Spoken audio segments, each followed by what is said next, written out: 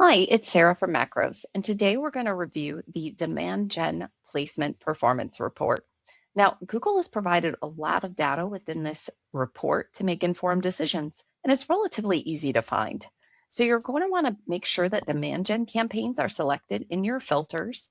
Then you'll go over to campaigns and when and where ads showed.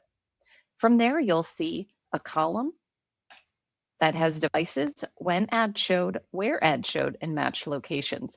You're going to want to go to where ad showed, and there you'll see all of the placements and their associated performance with them.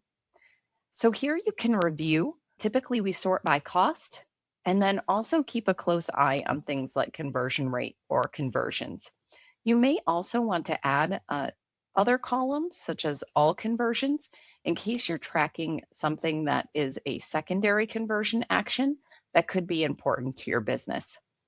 So, say, for example, you see a mobile app like this, it's generated a significant amount of clicks, but no associated actions. To exclude it is relatively easy. What you'll do is you'll just click the check mark box next to that, go to the edit button, and go to either exclude from ad group, campaign, or account based on your preference.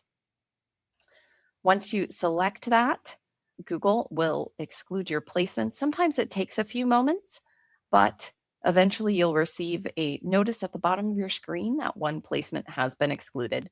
You can also do this with multiple placements as well. Like I said, Google makes this relatively easy, and this is typically something that you should be doing once a month.